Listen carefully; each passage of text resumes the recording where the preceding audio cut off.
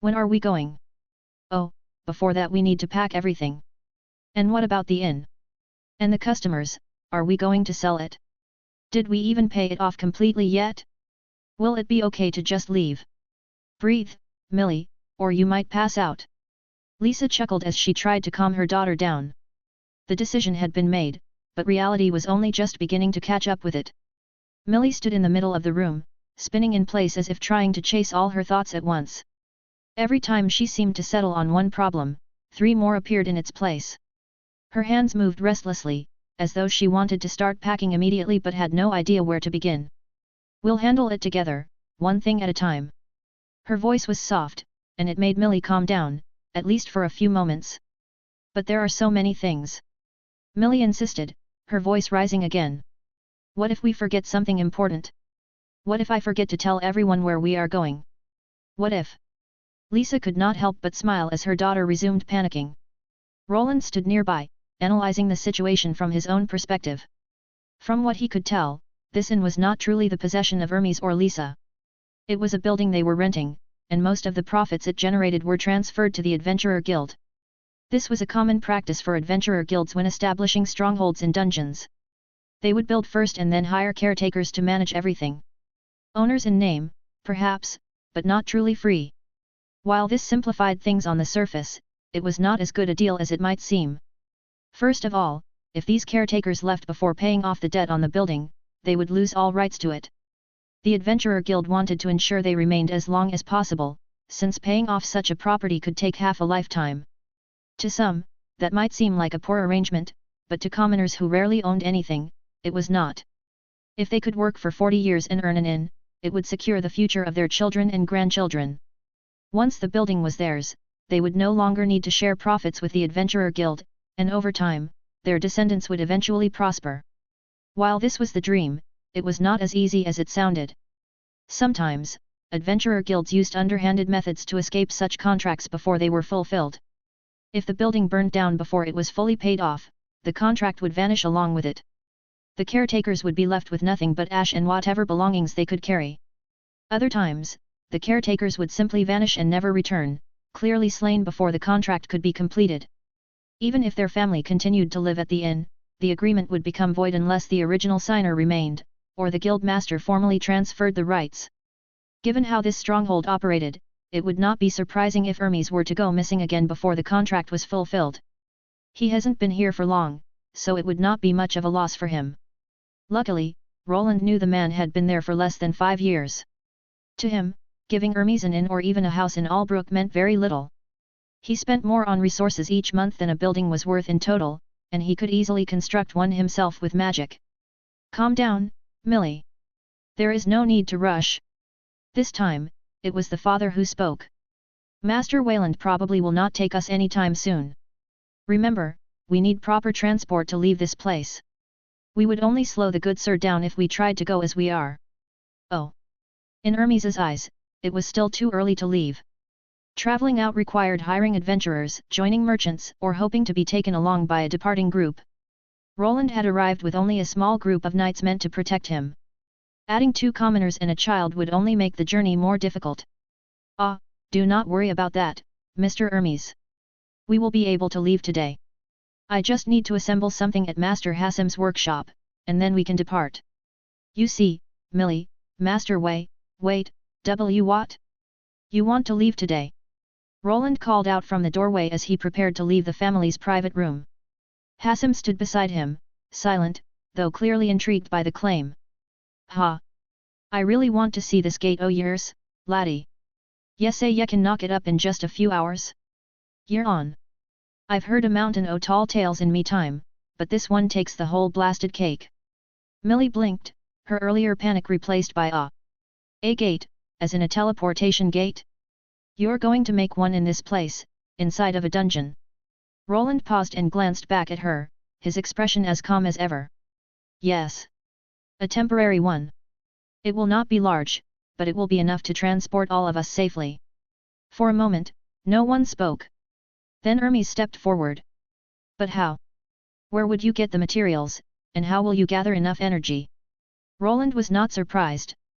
To most people, a teleportation gate was something only true master craftsmen could create. Even then, it usually took weeks or even months to build and test before it could be used. Materials? Do not worry about that. I already have everything I need to assemble a gate. Ha! Did ya hear that, lads? This smooth-tongued human just strolls about wi bits o a teleportation gate in his pockets like it's nothin'. I really have to see this wi me own eyes. Will the blasted thing even go through the dungeon interference, eh? I have to see this, before I die, Logan. Hassim started laughing as he heard Roland speak of the teleportation gate so casually.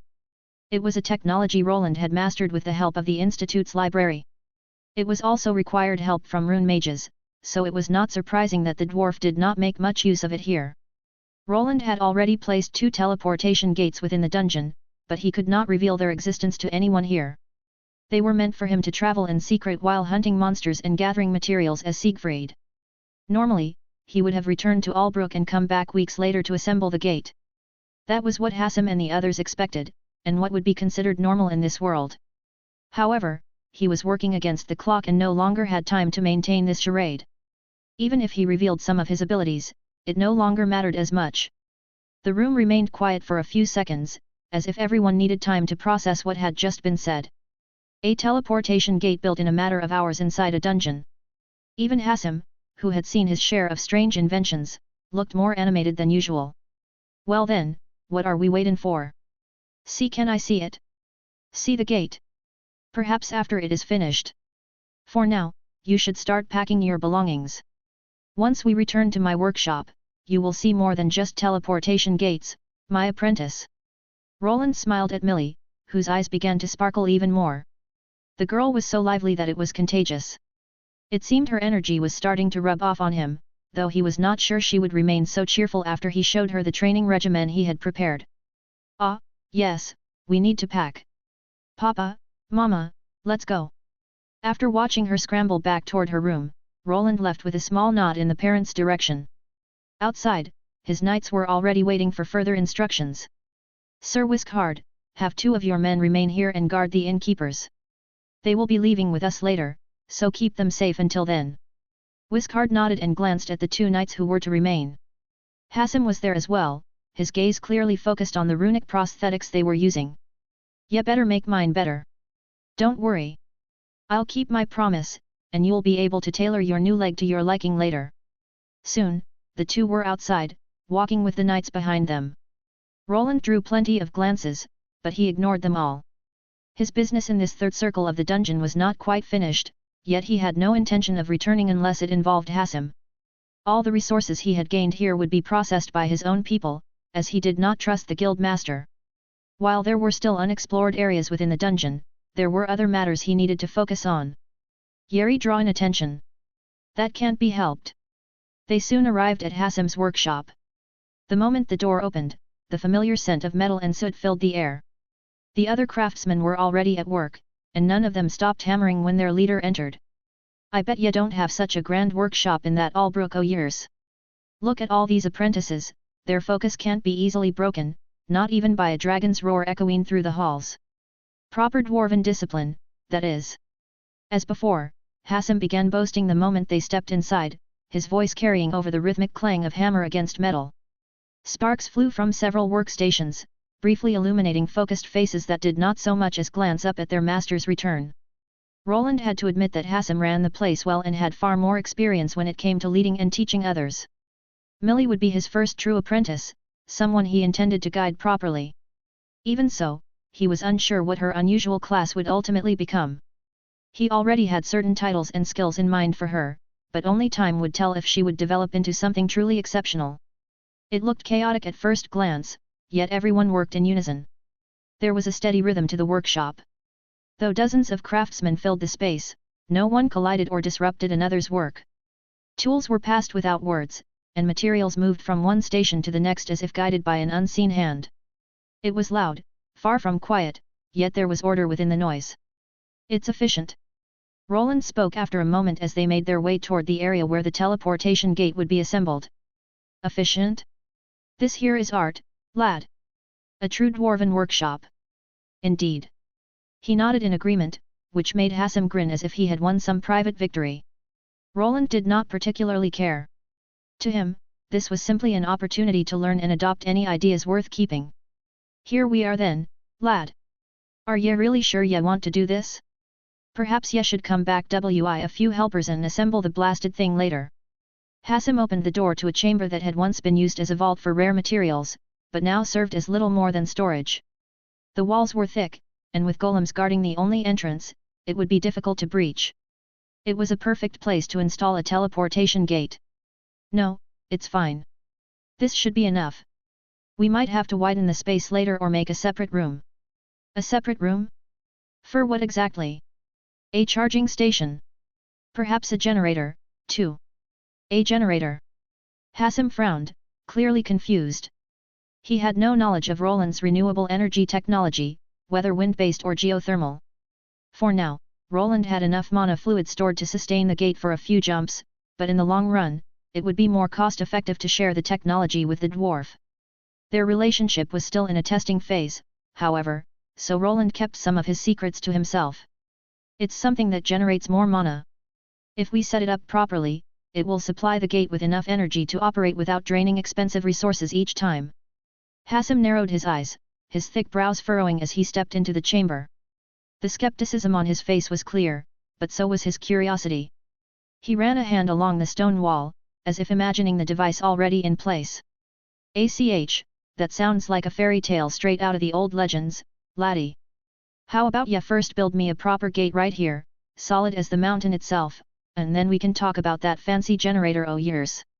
Also, let's not forget the tower spirit unit. We will need a place for it as well. That too.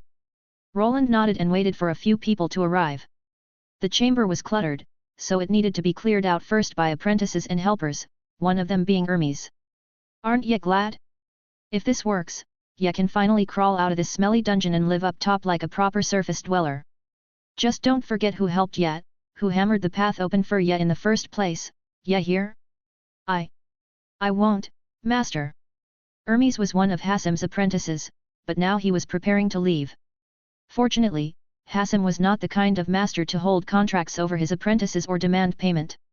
The relationship between master and apprentice was usually one of mutual exchange. The master provided knowledge and a place to practice the craft, and the apprentice repaid that with labor and by selling the items they produced. Hermes carefully lifted one of the heavier crates and grunted as he carried it toward the corridor. He was not alone. Others stepped in to help move the boxes filled with metals, ores, and unfinished products. Once enough space had been cleared, Roland finally decided to reveal what he had been working on. What he was assembling was the same type of gate he had already placed in 2 other locations. To him, it was nothing remarkable. It was simply a system of interlocking joints and connectors designed to fit together with precision. Most of the effort lay in planning the parts. The rest was careful assembly, not unlike putting together furniture he used to order in his old world. To the residents here and the workers of the smithy, however, the process was astonishing. All those parts, they connect so easily. No need for adhesives or magical welds. It's all coming together so smoothly. Half the gate is already done. You could make one of these so fast. How grand! Although Roland had asked Hassan to keep things discreet, he allowed the Tier 3 runesmiths to observe. To them, the method was entirely new. They watched closely as he drew components from his spatial rune and assembled them with ease, as if building a toy from pre-created blocks. This was the 3rd gate he had constructed in the dungeon, so the process moved quickly. By now, he could complete it with his eyes closed. He even made use of his multiple minds trait along with the mage hand spell, guiding parts into place while using his own hands to adjust and refine the runes. As Hassan had explained earlier, teleportation within a dungeon carried significant risks. The dense mana within it formed a shifting ecosystem, constantly changing. Without careful calculation, a gate could collapse or send someone into solid rock or the depths of the ocean. Normally, a tower spirit was required to stabilize such travel. However, as long as Roland himself was the one traveling, he could bear the strain, allowing for safe movement between locations. Hours passed quickly. The craftsmen, despite having their own work to attend to, remained in the room, watching in near silence as if afraid that even the slightest sound might disrupt the process. At last, Roland set the final component in place and pressed his hand against the core assembly. A soft pulse of light moved through the structure. When the runes settled, he knew it was complete. That should do it. The circular frame of the gate stood finished, ready for activation. Soon, he would be able to leave this place and return to managing Albrook and his other responsibilities. With the schematics he had received from Hassim, he could begin designing the frame for his new golem project, which he planned to undertake in about 9 months. There was also his new apprentice to guide, along with the more demanding duties of his role as High Knight Commander. But before anything else, he would have to deal with the situation he had created. When he turned to face Hassim and the other craftsmen, he found them staring back at him, their mouths agape in astonishment. It was clear he had gone too far. By using magic in ways ordinary runesmiths could not, he had sped up the assembly far beyond what they considered possible. Now they looked at him as if he were some kind of monster or a figure out of legend. I knew there would be a reaction, but not as bad as this. Roland held back a sigh as he watched the group of dwarven craftsmen swarm around him with questions. He knew teleportation gate technology was rare, but he had clearly underestimated just how rare it truly was. Ever since reaching Tier 3 and gaining access to it, he had conducted extensive research and even developed improvements. Teleportation gates were expensive and difficult to assemble, but for him, with the self-sustaining dungeon producing materials and noble backing, the cost was manageable. Over time, he had even developed an improved alloy at minimal expense. His runes were consistently of the highest quality, and runic corrosion had been reduced to a minimum. His design also differed from standard gates. Most were constructed on a large scale, intended to transport large numbers of people and operate for decades without maintenance. Achieving that required expensive materials and highly refined construction. The gate Roland had built here did not need to meet those standards. It would not last nearly as long, likely no more than a year before certain components required replacement. Because of that, he designed it with modular parts that could be easily swapped out by himself or another runesmith. All that was required was reconnecting traces at a few key points, something even a Tier 2 practitioner could manage. To Roland, the gate had long ceased to be anything extraordinary. It was simply a tool, no different from the enchanted hammers or runic golems scattered throughout the workshop. Yet the reactions around him made it clear that, to everyone else, he had just accomplished something close to impossible. By the fiery forges o' the ancients, what is this clever contraption? Ye can make runes dance like tha? Truly. One of the Tier 3 runesmiths pressed his face close to a control rune as he spoke. These masters were accustomed to older designs built around fixed internal structures, and what they were seeing now was completely unfamiliar. It was not surprising they failed to recognize it, since they rarely experimented with their craft. They relied on established methods, never stepping beyond the boundaries they had set for themselves, until Roland appeared to break those boundaries open. But how, and why would this not make the whole thing crumble apart faster than a goblin's dagger? Yevi got to tell me. Another runesmith turned to Roland, asking the question with an intensity that bordered on obsession. It depends on your perspective. This gate is much smaller than the ones used in mage towers, and it is not meant to function in the same way. ACH. I see it clear now, Master Wayland. So that's why the run-in times cut shorter. It's no meant to hold for the same long cycle as a proper standard gate. How intriguing. The other runesmith spoke, and Roland simply nodded. It was not something he was used to, but it seemed they were already beginning to understand the modifications he had introduced. Indeed, older gates are created to send large quantities of people through, even full army battalions. This one, on the other hand, is meant for smaller groups over shorter distances. It wouldn't be able to reach the whole kingdom, but this island, on the other hand. Roland inclined his head slightly, acknowledging the dwarf's conclusion without adding more. It was enough. They were already beginning to understand, and that alone was more than he had expected. I see it now. Yes, sacrificed range and longevity for speed and adaptability, but I think yet are forgettin' something, lad. This time around, it was Hassim that spoke up. I'm forgetting something. The costs so activate in the old gates. Even if this one has been minimized, yet are still going to have to pay a high toll either way. Roland nodded without commenting. It was true that even if this gate was activated, the costs of travel would not decrease much, as he still needed to use the established gates to reach the kingdom. And tha is not even mentionin' the deterioration o' the runes if ye wanted to travel farther. Are ye plannin' to set up more o' these? Ha, good luck witha. Hassim kept complaining, and he had a point. It would be difficult to convince mages to give up their larger gates for smaller ones. Most, when the time came, did not worry about spending and instead established something meant to last for ages.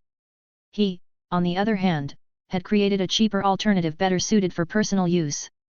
It was also true that if the gate was used for longer distances, this design would not last. Even the gate within his own workshop already needed a few parts replaced, as connecting to the institute was beyond its usual operational range. You have a good eye, Master Hassim, but this design is quite enough for travel between dungeons. The mana interference a dungeon produces is much simpler to handle with a smaller gate, and it is perfectly connected to the gate within Albrook that I have created. Does it now?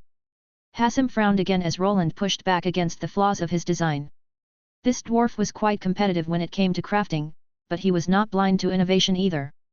If anything, that made him both a dangerous rival and a valuable ally. Stop your droolin', ya dolts. Ye are makin' me look bad. Now get your sorry asses out o' here if ye cannot behave. But master! Don't ye master me! Get out now! It seemed Hassim had decided to change the subject. Instead of continuing to complain about the new gate technology, he turned on the other runesmiths.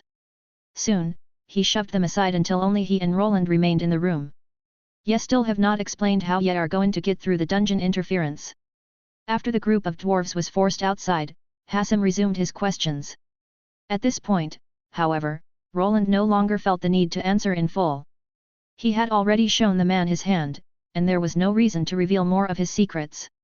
Don't worry, I'll handle that during the journey. When I return, just expand the room to house the artificial spirit so it can take care of those calculations. After that, you can come to Albrook and we can exchange knowledge further. Ya want to exchange more? Indeed. Don't you? Roland had not included the teleportation gate designs in the contract.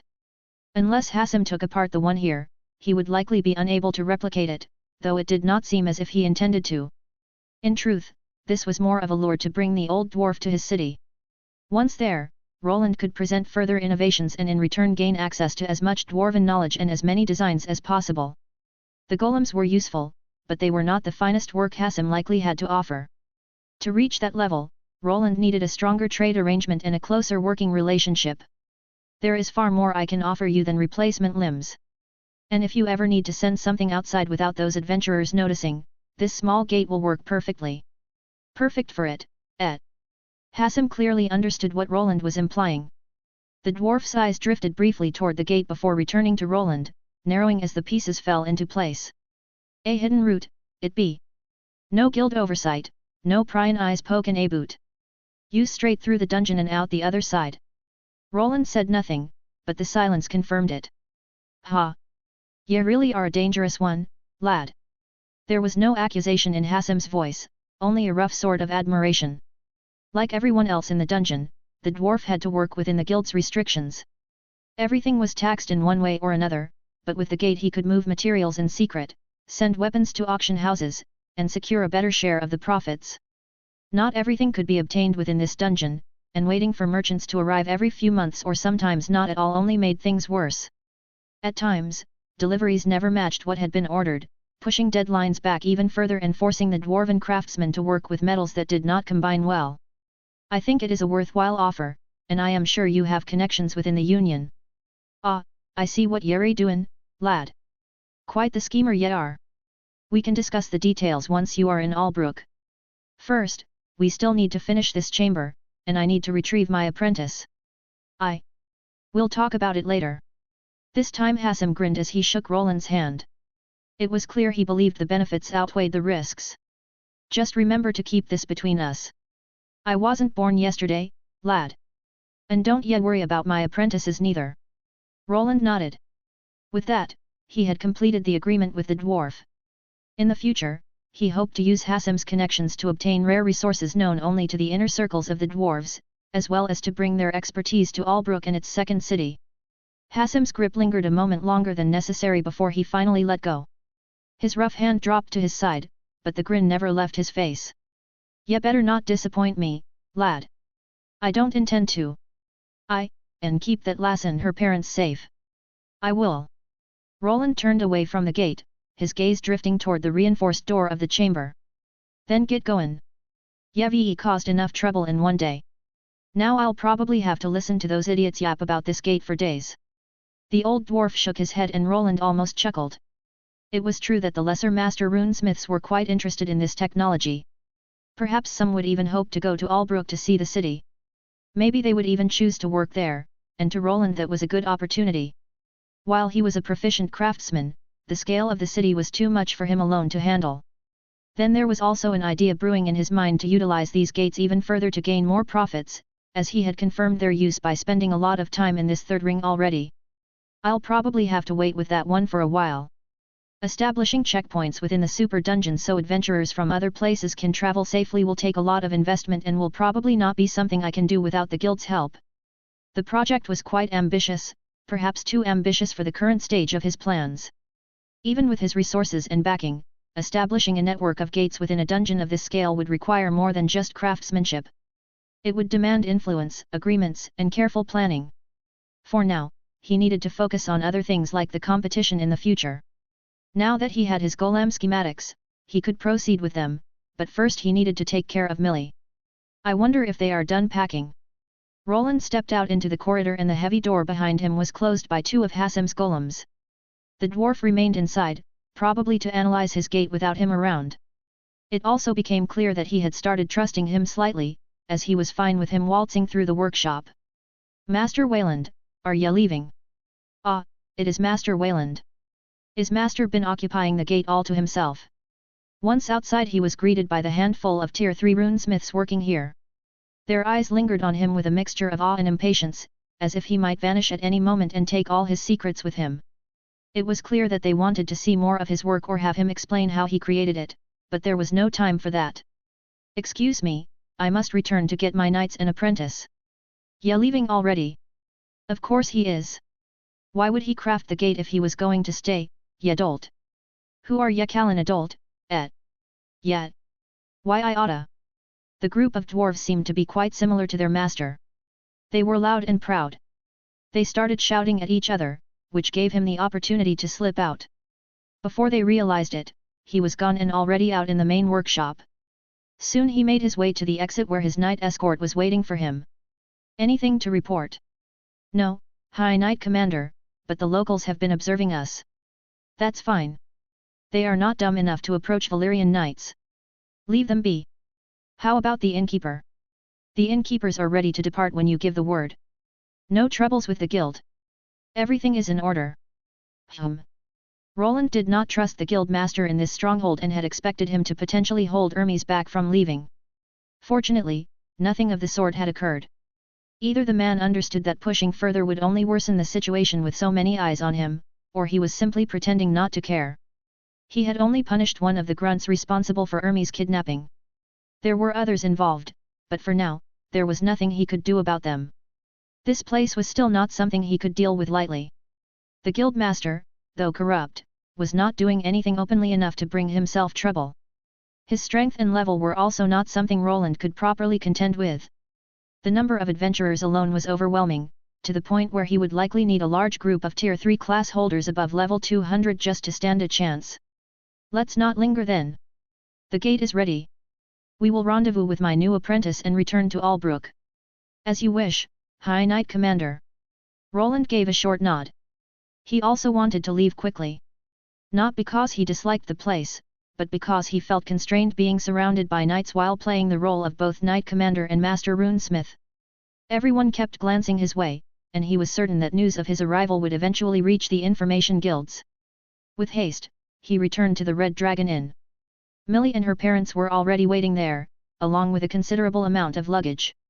Several crates lined the common room, tightly packed and reinforced with iron bands. Millie sat on one of them, her legs swinging slightly as she tried to look composed, while her parents hovered nearby as though afraid something might still go wrong at the last moment. I think this might be a bit too much, Millie. Do you really need all of this? What are you talking about, Papa? All of this belongs to us, and we need it. How will you outfit the new inn otherwise? But do we really need the horn chandelier, or the dragon-themed cutlery, or this massive dragon horn? I am not sure they will fit with the... Of course we need them. It is part of our brand now. You cannot run an inn called the Resting Dragon without a dragon horn above the counter. It is basic business sense. Resting Dragon? Did you already decide the name before we even leave? Of course. We have to think fast before someone else steals our idea. Millie waved her finger at her father, who was trying to get her to put a few things away. Roland looked around and saw that everything had already been packed. Even the pictures on the walls had been taken down, the nails pulled out, and everything placed inside wooden crates. Ah, it's Master. Roland walked forward. The 2 knights he had left to guard them seemed to have been roped into helping with the packing, which was likely why they had finished so quickly. The conversation between the parents and their daughter stopped the moment he arrived, and it was clear he was regarded with respect. Both parents lowered their heads politely, but Millie was different. She wore a bright smile and waved as soon as she saw him. Is this all of your luggage? He stepped in front of the large pile of crates and memorabilia Millie had packed. Her parents looked apologetic, but their daughter did not seem to think she had done anything wrong. Well, we could still take the beds and the cupboard with us. As his new apprentice continued talking, her father quickly stepped forward and covered her mouth. Millie, that is enough. You are being rude. It is fine. This is not a problem. Roland shook his head and raised his hand. The runes on his temporary armor began to glow, and spatial magic took hold. Before the eyes of the family, the luggage was drawn into a magic circle that formed beneath them. Oh, they are all gone. Millie's eyes widened and she turned to Roland with a question. Master, does that mean we can take the beds with us too? I suppose so. His new apprentice seemed to have very unusual priorities. Even after witnessing powerful spatial magic, she was more concerned about transporting her furniture than how it all worked.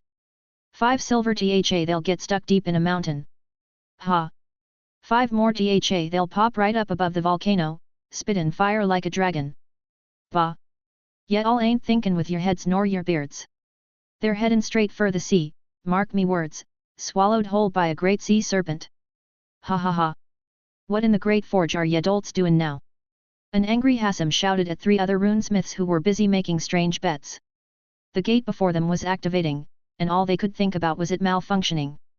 Roland stood nearby, focused on clearing the interference while adjusting the runic program. Master Hassim, take care. Next time we meet, let it be in Albrook. Aye, but first ye get there safely yourself, lad, and don't ye dare forget our deal. For a moment, Hassim glanced over at Bernier, who was also present. The half-dwarf tried to blend into the surroundings, but the old man spotted him anyway. Don't worry, I won't. Roland nodded as the teleportation gate activated before them. Its oval shape was wide enough for 3 people to squeeze through side by side. Once it shimmered to life, the other runesmiths quieted down, all of them staring at the blue glow with interest. It does seem to be connecting to another gate, it actually looks steady. Hassim scratched his beard as he examined Roland's portal. To a master runesmith, it was easy to tell whether a gate was stable. The flow of mana did not stutter, and the outer frame showed no signs of strain. Instead, the energy circulated in a controlled loop, indicating a proper connection had formed with another gate. It was proof that it was safe to pass through. It's Holden. One of the dwarves muttered, his earlier confidence fading. Hassim stepped closer, his sharp eyes tracking the runic pathways pulsing faintly beneath the surface. Roland remained at the center of it all, one hand raised as faint lines of light extended from his fingers into the gate's structure. As I told you, it would be fine. Now then, let's go, shall we? Roland had no desire to listen to the dwarves any longer and instead glanced at Millie and her family.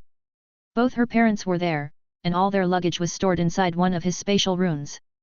After showing his new apprentice what he was capable of, she had asked him to take some furniture as well, which he agreed to. Now it was finally time to leave. Still, he wondered whether, once back home, he would need to have a serious conversation and come clean about a few lies he had told. Oh, how is it so shiny? Are you seeing this, Papa? Why yes, it's a fine gate. Millie jumped around next to her father as she pointed at the shimmering blue gate that lit up the chamber they were in. This was clearly the first time she had seen a working gate, and perhaps in the future she would be able to assemble one herself. That's nice, dear, but Master Wayland said we should go through, so perhaps we should listen. Lisa urged the 2 to step forward. The knights who were with them had already begun moving ahead to secure the other side. Roland gave a small nod as the first 2 knights stepped through the shimmering surface. Their armored forms distorted for a brief moment before vanishing entirely. The gate rippled, but the structure held firm, its glow steady and controlled. As you can see, everything is fine. Step through the portal, everyone. Roland motioned for the family of 3 to move. Without a tower spirit present, he needed to remain behind to monitor any changes to the dungeon and watch for potential problems. Any device could malfunction, and if it did during a teleportation jump, the consequences could be devastating. Papa, Mama, let's go. Millie did not seem afraid of going through, though her father needed a few encouraging shoves from his daughter. Eventually, the family stepped through, followed by the rest of the knights, with Whiskard remaining behind alongside Roland. Master Hassim, as agreed, I will send the artificial spirit device later. Wait for its arrival, and then we will be able to use this gate without limits. I'll be waiting. Both Master Runesmiths nodded to each other, and finally, Roland stepped through the portal. Whiskard, the leader of the runic prosthetic knights, had remained until the end to ensure his safety. Soon, Roland's vision blurred as the world twisted around him. For a fraction of a moment, there was nothing but light, and then the scenery returned. Papa, are you okay? I'm fine. Millie patted her father's back as he turned pale.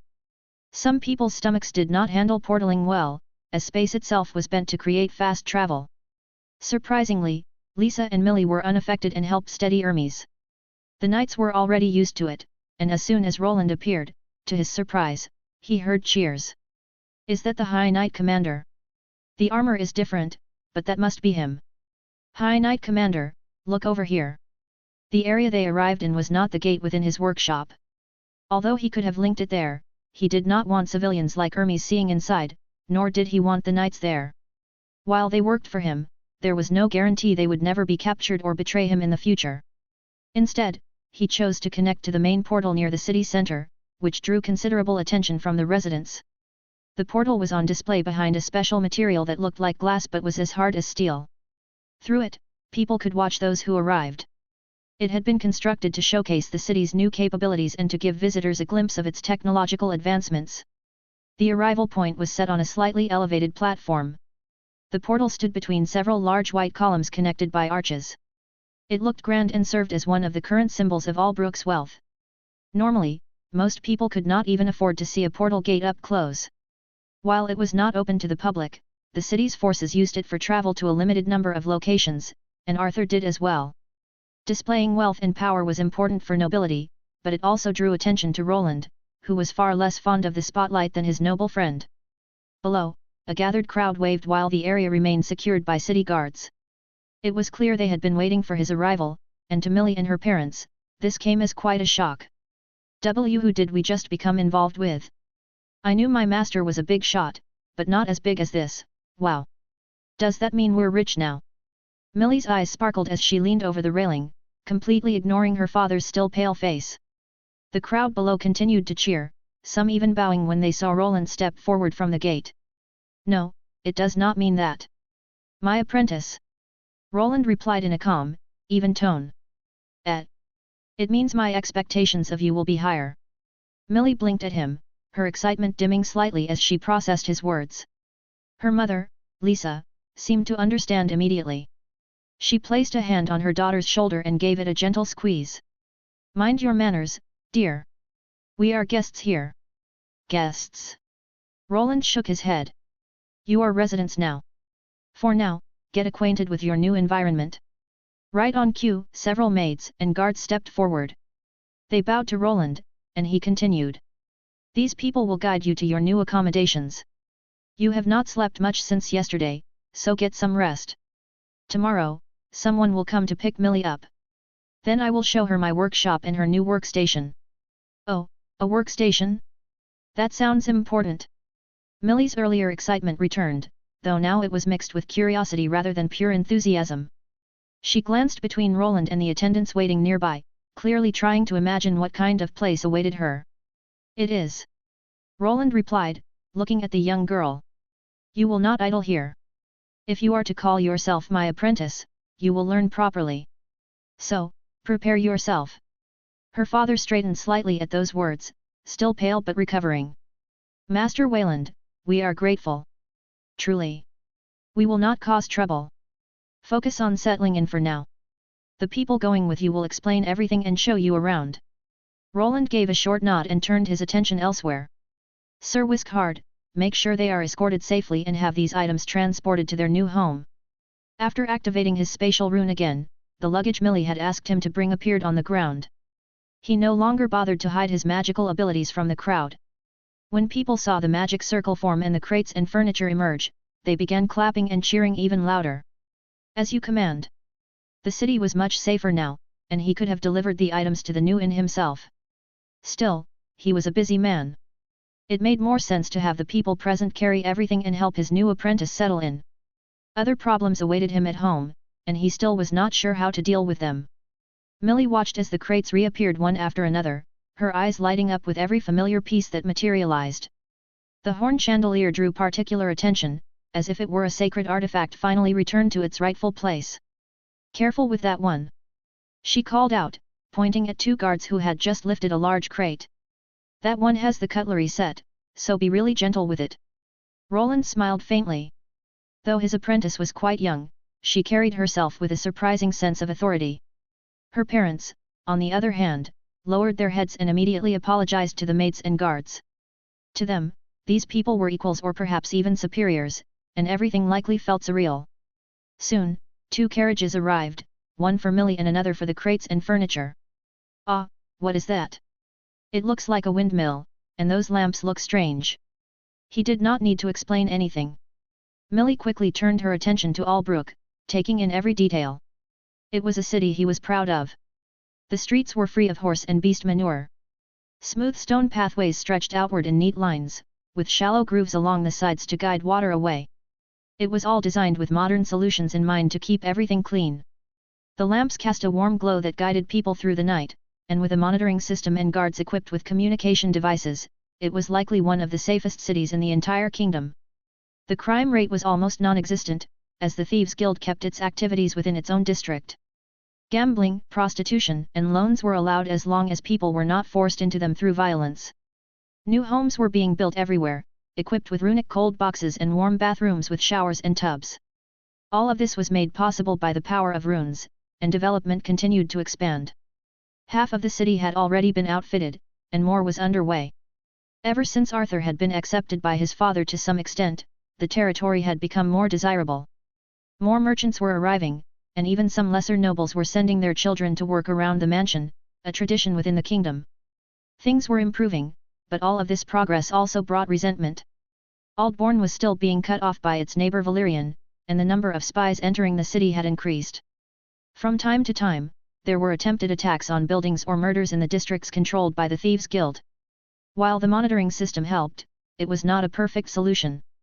They still needed more manpower, and perhaps with the new golem schematics, Roland could strengthen their forces. Finally back. I just want to go home and sleep, but boss, could you tell me what you discussed with that old fart? He was looking at me strangely. Bernier stretched, having been forced to go on the trip as well. The two walked down the stairs leading to the gate, and Roland finally needed to come clean about one part of the new contract. Well, he wanted to examine your work and the process behind it, and he would not budge on it. But do not worry, that will have to wait until the gate in the dungeon is fully assembled, and that will not happen for another 3 to 4 weeks. While Roland could assemble the miniaturized tower spirit, which was just a copy of Sebastian, there was no need to rush. Hassim did not know that there were other gates within the dungeon that Roland could use, so the plan was to send his alter ego, Siegfried, later with a finished product that the dwarves could connect to the current portal using schematics. Oh! Bernier scratched his beard. He now understood the situation, but instead of getting angry, he reacted differently. Ha! I even have old masters like that looking my way now. I need to go practice my craft. I cannot disappoint them. I will give him a good show. Roland had expected resistance, perhaps even complaints, but instead he was met with enthusiasm. He paused for a moment as he looked at Bernier, who seemed more motivated than ever. Just do not overwork yourself. Bah, what kind of craftsman would I be if I didn't? This is a chance, boss. A real one. I cannot wait to level up and gain more skills. I wonder what this class will truly be capable of when I reach the end. Bernier grinned, already lost in thought as he muttered about identifying the right soul colors and the skills tied to them. His soulsmith class was intriguing, something Roland found himself drawn to as well. That's good to hear, but get some rest and come back tomorrow. I want to see you at work. Let's find out how well soulsmithing and runesmithing complement each other in practice. Bernier gave a firm nod, still grinning as if he had just been handed a treasure rather than more work. You won't regret it, boss. With that, the half-dwarf hurried off, already muttering about materials, resonance, and something he called soul harmonics. Roland watched him for a moment before turning away. There was a certain comfort in that kind of drive. It reminded him of his early days, when every new discovery felt like unlocking a piece of the world. The feeling did not last. Although he had told the others to rest, he had no intention of doing the same. He moved quickly through the streets. People cheered, but he kept to himself, retreating into a prepared carriage and letting it carry him home. From inside, he watched the crowds. Most seemed happy, yet he could not shake the sense that it would not last. This felt like the end of an era, the point where people would stop overlooking his progress. In the past, others had underestimated him, which made his path easier. That would not happen anymore. His status had risen, and he had already defeated several well-known figures. No one would take him lightly now. They would face him seriously. I just hope I'm ready. His days of going unnoticed were likely over. Even when he hid his face, people recognized him by the way he carried himself. The name Wayland, the High Knight Commander, was spreading across the kingdom. It was only a matter of time before his role in the recent cultist attack became public. The Duke's protection helped, but it was not absolute. Others in the kingdom possessed Tier 4 power, and they would be watching, waiting, and judging him. To make matters worse, before the year was out, he would have to present something to the world. Something that would leave a mark and confirm the rumors surrounding him. I have to win that competition. I've had enough time to prepare for this. Instead of waiting, it's time to act. I need to give it everything and prove my worth. He made his decision. He would not hold back. His goal was to win and prove himself to the mages and nobles watching from the sidelines. He needed to show that he had both the knowledge and the strength, enough to make anyone think twice before opposing him. He had to prove that he was both unique and valuable, and the golem he created would need to reflect that. Worf. No, that's how you usually sound. Can you make it different? Maybe try a higher pitch. Woo, woof. I don't know if this will work. Woof. Roland looked at Agni, who kept tilting his head from side to side as his master asked him to change the way he articulated his woven howls. The two stood within the compound, with no one else around. A full day had passed since his new apprentice arrived, and the time for the dreaded first lesson had come. There was one major problem, and that was Agni. The kid is quite perceptive, she will figure it out. He shook his head as he stared at the flaming wolf. The issue was the lie he had told Millie and her family about never meeting them before. Siegfried and Amon were their cover identities in the dungeon, and those identities could potentially be exposed in the near future. Roland knew that the longer a lie lingered, the harder it became to address. Will they be mad, or am I overthinking this? Roland exhaled slowly, arms crossed as he studied the wolf before him. Agni sat obediently, his tail swaying as embers drifted lazily from his fur and faded before touching the ground. The attempt to disguise his voice had clearly failed. While his sunlight wolf form looked very different, his mannerisms and the way he carried himself were the same as in his ruby form. Millie might not notice immediately, but Roland was not sure he could teach Agni to behave differently around her. Agni was highly intelligent, but he was not capable of acting. Woof. Agni barked again, louder this time, as if proud of his improvement. That's worse. The wolf's ears lowered slightly. Roland rubbed his temple, unsure what to do. Is your new apprentice arriving soon? As he was thinking, Elydia stepped out of their home. She covered her mouth as she yawned, then smiled at both him and Agni. She is, and I'm worried about. You know what? Roland had at least chosen not to lie to his wife. When she asked the other day, he told her everything. Isn't it fine? I don't think she will hold it against you. From your description, she sounds like an earnest child. Elydia walked over to Agni and patted his head. Even though he was covered in flames, they did not harm those he deemed worthy of touching him. Agni had full control over his fire, and his tail wagged happily as she scratched behind his ears. That family still owes you their lives. I am sure they would understand if you explained everything and told them the truth.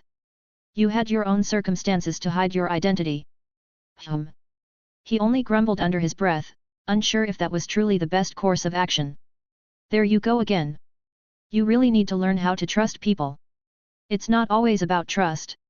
He replied, knowing well that information could be extracted through various other means.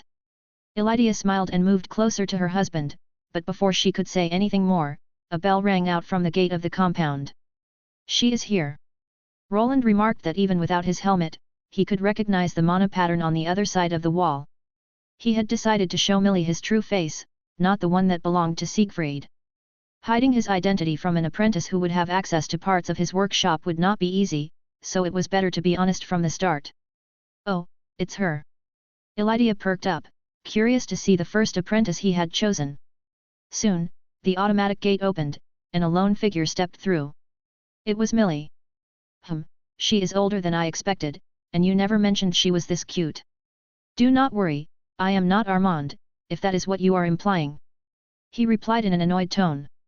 Elydia chuckled, clearly amused by how quickly he moved to defend himself. I did not imply anything. You came to that conclusion on your own. Roland sighed but said nothing. His attention shifted fully to the girl walking toward them with quick, eager steps. Millie was dressed more neatly than before, her hair tied back, her usual energy barely contained as she looked around the compound. Master! She called out, waving in his direction, but soon grew confused. The gate she had passed through led into a secondary section enclosed by a wired fence. Only after the path closed behind her did the next door begin to open. Her eyes sparkled as she watched the mechanisms move, and within moments her attention drifted from her new master to everything around her. She seems enthusiastic, but I do not think those clothes are suited for work in your workshop. You might be right. While she will start by scribing scrolls, I want her to learn other skills before advancing to the next class. She probably won't really need any true work clothes until her next class. Roland trailed off as he noticed his wife assessing the situation. He immediately understood what she was about to do and placed a hand on her shoulder before she could act. We can have a tailor make something for her. You need to learn to leave some things to others. Why are you, of all people, telling me this? Elydia rolled her eyes. She knew Roland was far too stubborn to delegate most tasks himself. Hey, even I rely on the Dwarven Union to share the load. You are running a whole school now, headmistress. Try acting like one. He smiled as he teased her. She was still trying to handle things the way she had in the past, but those days were over. She was no longer just running an orphanage or patching up torn clothes. She was the wife of a Valyrian knight and responsible for education in Albrook, a role that demanded far more of her time and effort. I suppose you're right. Well, have fun with your new apprentice. I should probably get going. Elydia leaned in and placed a quick kiss on his cheek before stepping back. Try not to scare her off on the first day. I do not scare people. He grumbled and frowned. You absolutely do. She gave a light wave to Millie, who had just passed through the second gate and was stepping into the inner section of the compound. Then, with a soft laugh, Elydia turned and made her way toward the side exit, where her private carriage and its guards waited outside. Millie approached, her boots tapping against the clean stone path. Her gaze flicked from one thing to another, taking everything in at once. The reinforced walls, the faint runes etched across the surfaces, and the appearance of her new master, who was no longer wearing the mask she had seen before. Master! This place is amazing. What are those windmills for, and why is there smoke coming from that direction? She pointed toward the large wall and reinforced gate that led to Rastix's laboratory. Ah, do not worry about that. Also, do not go near that area. It could be dangerous. As he finished speaking, he noticed her studying his face for a moment. She did not seem particularly interested, though, as her attention quickly shifted to the large flaming canine sitting nearby. Agni. This. The girl narrowed her eyes at once. Roland had not known her for long, but it was clear she had a fondness for animals and creatures like Agni. Her interest was obvious, though he was not sure whether she suspected anything. This wolf. Worf. Agni rose to attention, reacting to the suspicious look Millie was giving him. Roland remained silent, curious to see what she would do. To his surprise, she pulled something from her pocket, an item he had not seen her carry before. Worf. It was a low-grade mana crystal, the kind that could be dropped by weaker monsters or form naturally in areas rich with mana. Dungeons were one such place, where high concentrations of mana could crystallize into valuable resources. This one, however, held only a faint amount of energy. Was she trying to use it to help her scribe scrolls? In theory, holding such a crystal allowed a person to absorb a small amount of mana. In Millie's case, though, the conversion rate would be far too low to make any real difference, and she would likely exhaust herself regardless. Still, she had them, and that explained why he had seen her visiting Agni, or rather Amun, back in the stables right before the assassin moved.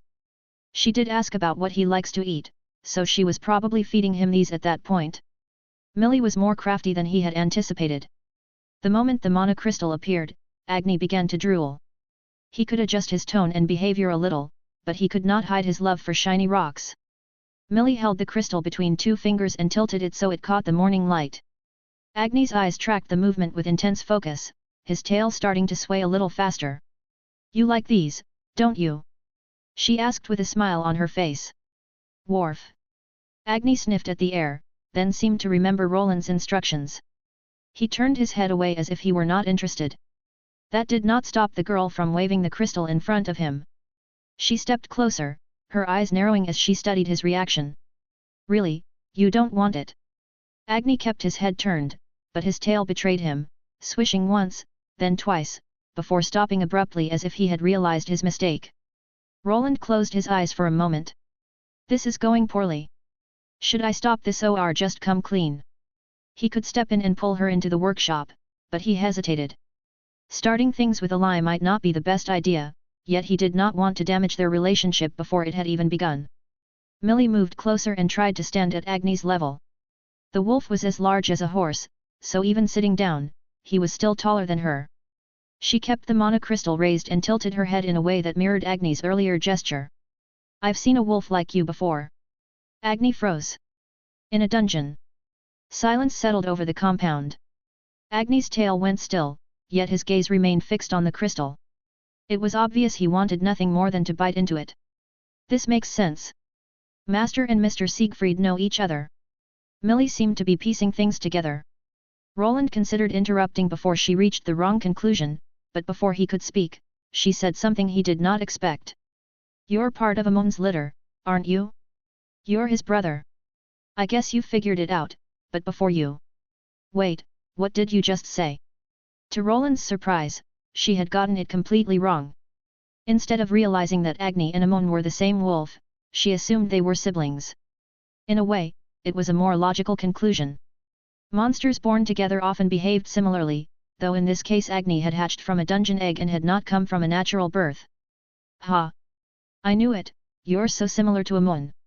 Millie beamed, clearly pleased with her own deduction. She held the crystal a little closer, her confidence growing by the second. "I mean, you even react the same way. And your fur, well, it's different, but there's something familiar about it too." Agni glanced at Roland. Roland stared back. For a long moment, neither moved. "Woof." Roland didn't know whether to laugh or cry at his new disciple's assessment. She wasn't entirely wrong, but it was clear she had made a mistake in her reasoning. For a moment, he considered going along with it, but there was another problem. Agni's second form was something she would eventually see if she stayed. It was better to reveal it now. "Agni, show Millie your other form." "Woof. You can eat the crystal after you do it." "Woof." Millie looked confused at first, but her eyes soon lit up as Agni began to change. The flaming coat of embers started to fade, and some of the fur was replaced by red gems as his form shifted. "Oh wow, he looks exactly like Amon now, just red." "All red." Her voice softened as she leaned in and handed Agni the treat, which he instantly devoured in one bite. He stood there in his ruby form, light reflecting off his body. Heat still radiated from him, though not as intensely as before. But how can he change like this? Agni is a rare monster. He has two forms that he can switch between freely.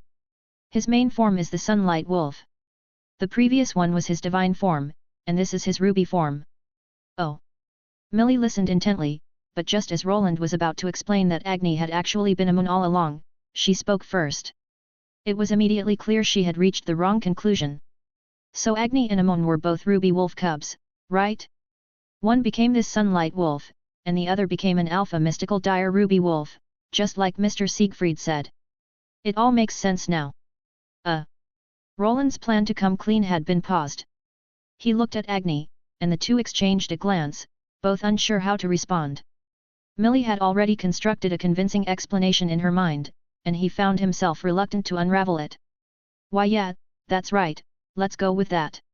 You figured it out all by yourself. Great work, my apprentice. Millie smiled and stood up straighter, clearly proud of her deduction. Roland, however, was not in the mood to explain everything and waste more time.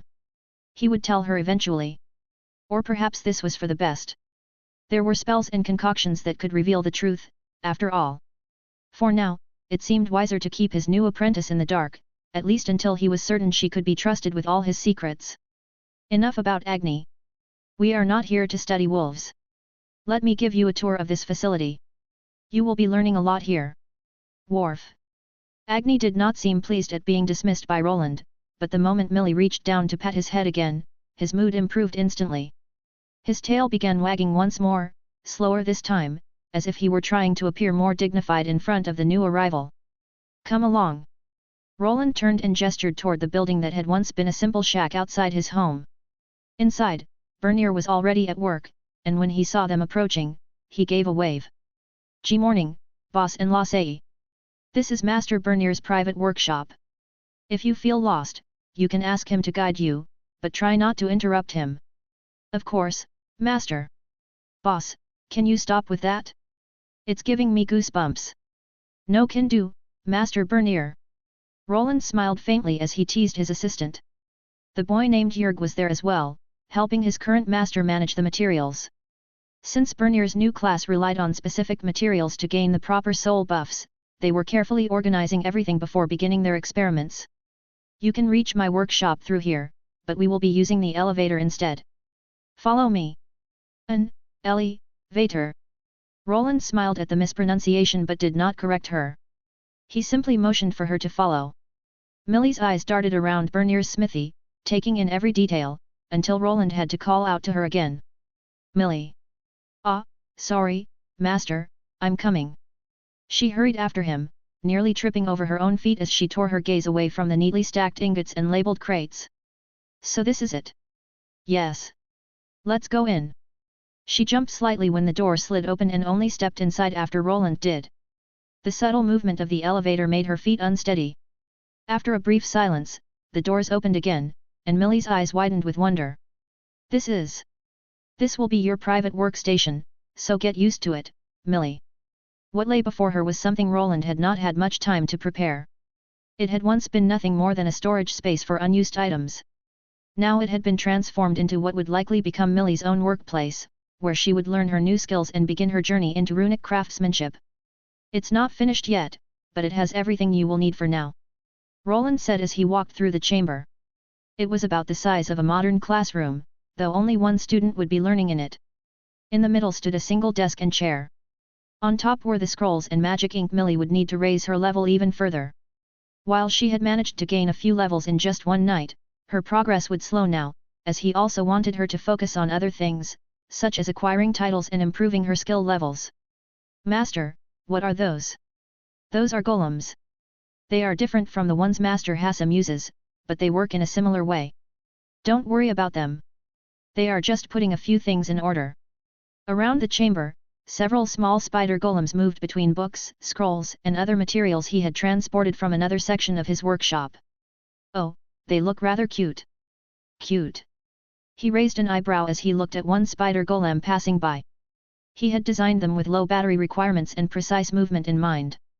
Their multiple legs gave them better balance than humanoid variants, and their clamp-like appendages were enough to carry items. Roland watched as one of the small constructs scuttled past Millie's boots, carrying a bundle of neatly rolled parchment. Its metal legs clicked softly against the floor, each movement precise and deliberate. Cute.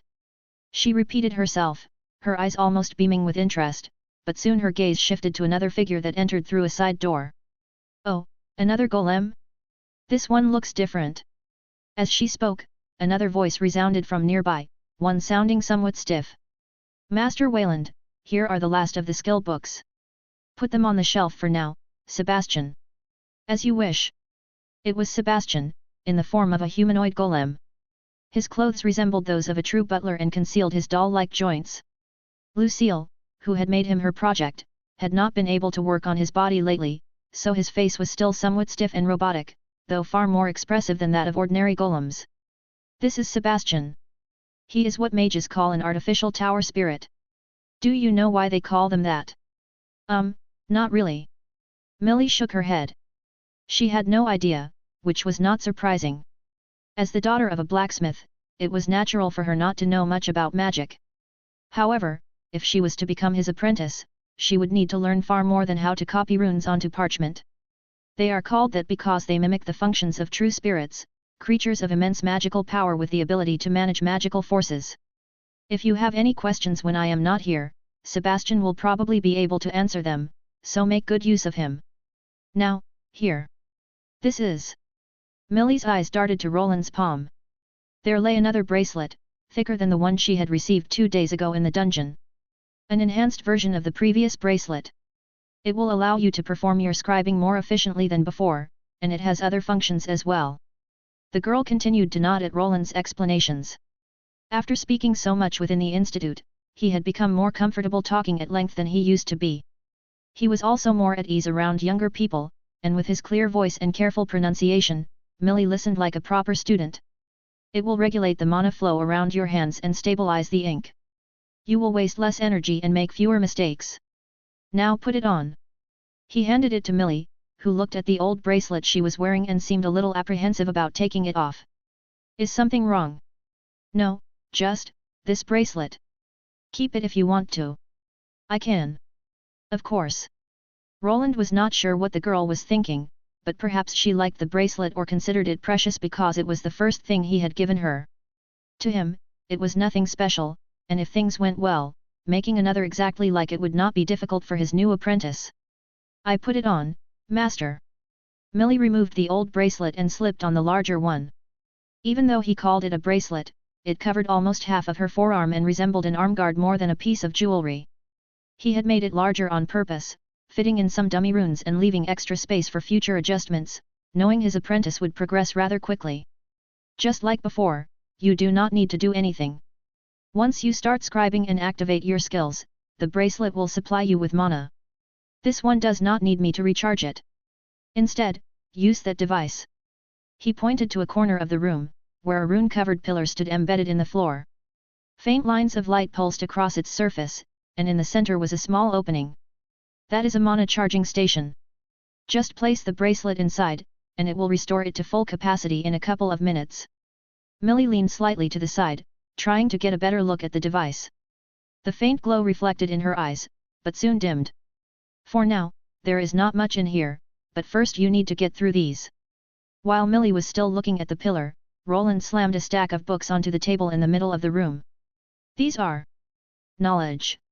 You will read through all of them. All of them? Yes.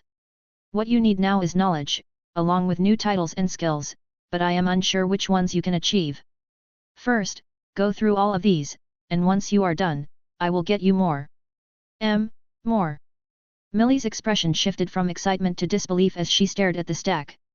It was not 1 or 2 books. There were close to 20.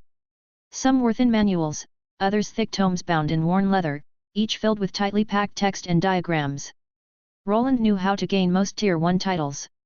Some required reading difficult books and understanding them, and Millie would need to work through several tomes to achieve that. Others were skill books, some related to magic, others to crafting. He was unsure how many the girl had tried to obtain in the past, but Tier 1 skill books were cheap and easy to acquire, so he did not worry about the cost. The next class Millie received was very important. He himself had been given the Runic Scribe class, and it had allowed him to later obtain Runic Blacksmith, something most people did not even know existed. He hoped a similar class would appear for her, one focused on crafting in some way. Master, this might take a while. It will, but it is not as if you have anything better to do, my apprentice. Your job is to come here 5 times a week and spend 7 hours scribing and learning. You will have weekends off, along with homework to take care of. You will not need to work at the inn anymore, so you should have enough time to learn. 5 times a week for 7 hours. Roland saw that the reaction to this was rather mild, and he understood why. Millie was used to working most of the time without taking many breaks. 7 hours did not feel like much to people who had to work 12 or more. Most labored all day and only rested when the sun went down. However, she would have many books to study, so even when she was not here, there would still be something for her to learn. He wanted her to do much of it on her own, as a test to see if she would strive to better herself without being ordered to. You need to learn new rune schematics for the scrolls. The one you are using is not very effective for gaining levels, so when you are finished today, read through this. He handed Millie a thick notebook.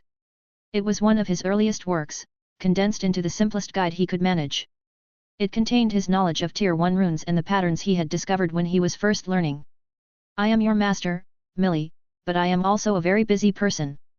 I will come back to check on you from time to time, but most of what you learn will come through your own effort. Show me that you are worth the time I am investing in you. The words hung in the air. He did not want to be too harsh with her, but she needed to understand that she was here to learn and prove herself. To some, it might have seemed cruel to place so much responsibility on a 15-year-old, as her family's future was tied to her success. They had been given a home for free and jobs. She probably knew that if she failed to prove her worth, they would be cast out. Yes, master. I will not disappoint you. Her eyes held something beyond simple determination. It was not just the eagerness of a student trying to impress her teacher, but also a desire to change. A hunger rarely seen, yet his new apprentice seemed to possess it. Good. For now, I want you to try copying this set of runes onto the scrolls. You do not need to understand them yet. Focus on scribing and pushing your levels higher. Millie nodded and moved to the table with the scrolls. Sebastian laid out the rune diagrams, and soon she was at work while Roland watched from behind. First I need to see what skills she can learn through leveling up. Roland thought to himself as he analyzed his new apprentice. The skills she gained through leveling would allow him to deduce other compatible skills she lacked. The Ascension trials opened paths to new classes through titles, achievements, skills, and the levels those skills had reached. He knew she would likely reach level 25 quickly, but they would still wait and gather as many bonuses as possible before attempting her second class. Some time passed, and for the time being he remained with the girl to help her settle in. From time to time she paused to ask a few questions about the runes, and he helped her adjust her seating position and the way she held the pen. He also noticed she possessed a useful skill. Basic copywriting. Active skill. Allows the user to copy any previously seen writing or diagram. The quality of the copy depends on skill level. It was a simple skill, but one that allowed her to learn runic diagrams quickly. Through it, she could produce new rune scrolls soon after watching him scribe them before her eyes. It sped up both the scribing process and her rate of gaining new levels, though he was not sure relying on this skill alone was a good idea, as it kept her from learning the process on her own. Good, continue like this. I'll see you later. Yes, master. After around 2 hours, he finally decided to resume his own work and left her with Sebastian. Her curriculum was now entirely in his hands, and after seeing her work, he had some idea of how to approach it. Now then, I should get to work too. Let's check the egg first. He took the elevator down and moved to the egg contamination chamber. The potentially draconic egg was still there on the pedestal, slowly absorbing the divine mana he gathered from Agni. A capricious egg. It will not accept the emulated mana. It was quite a conundrum and not an easy one to solve. Even though he had managed to recreate the wavelength to over 99% accuracy, it still rejected the artificial source, as if it could sense the difference on a deeper level. Roland stood in silence before the screen displaying the egg, his eyes fixed on the faint pulses of light moving across its surface. The shell shimmered with a subtle glow, and he was now certain the mana was affecting it. The color was slowly beginning to shift, and small golden patches had started to appear. Whatever he was doing was having an effect, and likely on the being inside as well. This is going to take a while, but I still do not know what will hatch. Even with his various magical scanners, he was unable to peer through the eggshell. Whatever material it was made from resisted all magical scanning, and he feared that increasing the intensity might harm the living being inside. Sebastian, keep monitoring the egg and notify me if any changes occur. Yes, Master Wayland. Roland turned off the monitor he had been observing. It was finally time to shift his focus away from the Super Dungeon's third ring and turn instead to research and crafting. He had acquired the plans for the high-quality golems the dwarf master was using and needed to study them all, then adapt them to the new technological marvel he was trying to create. Open the hangar, Sebastian. Another facility had been built into the lowest and most secretive level of his workshop. He kept Sebastian's core there, along with the teleportation gate, and now it was time to store his large-scale golem. Though he was not sure that was the right name for it, as it was more a runic machine centered on mana phantom reactions than a true golem. The moment he entered, the echo rang loudly through the chamber. The space had been built to house a massive construct, one nearly 10 meters tall. Arian had sent him the full updated specifications for the machine he was to produce. There were no weight restrictions, but it had to stand between 8 and 10 meters in height. The competition itself was a showcase of large magical golems fighting, a spectacle meant to entertain mages and nobles. Yet that was only the surface of it. The true meaning behind the bout was a contest between craftsmen. Whoever won was deemed superior and granted opportunities within the kingdom, including commissions to assemble war golems the royal family would use to defend the capital or deploy to the border. If it were any other time, I would probably settle for second or third place to avoid standing out, but this time I have to win. As he walked toward a framework being assembled by spider golems and flotation cubes, he thought back to his deal with the headmistress. If he claimed victory, everything would be forgotten, and he would no longer have to attend the institute as a teacher. For that to happen, he first needed to help the students achieve victory over the rival school. At the moment, the frame held nothing beyond a few platforms surrounding it, which he could step onto and use to move around the structure. These platforms were powered by heavy golemic arms, allowing him to circle the creation that would eventually stand at its center. Let's see. There was not much else in the chamber. The empty framework occupied the middle, while a large blackboard stood off to one side. Around it, chalk floated through the air, sketching with the aid of his mage hand spell. It traced prototype designs for the golem he would build and the possible variations it might take. On the ground lay rolls of paper containing earlier models from when he first took on the project. They were unfinished or discarded variants, abandoned because he could not decide on a final direction. But now, with Hassim's old dwarven knowledge before him, he could finally move forward and build it. From within his spatial rune, he withdrew a thick old book filled with the personal notes of the dwarven runesmith. It was a copy Hassim had prepared beforehand, likely intended for one of his apprentices once they had proven themselves. Yet now it had passed to him, along with strict instructions to destroy it once he was finished. If he failed to do so, the contract would inflict a debilitating effect on him until he complied. He had no time to waste.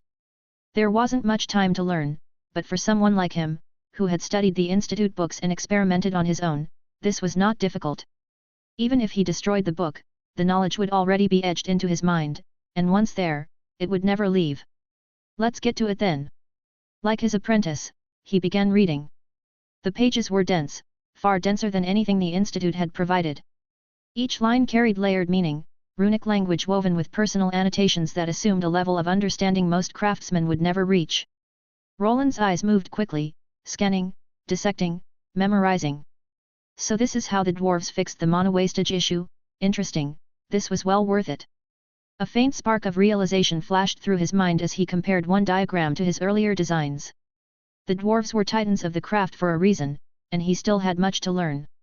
Yet with this knowledge, he was closer than ever to becoming a true grandmaster. All that remained now was to keep learning and apply this newly gained knowledge.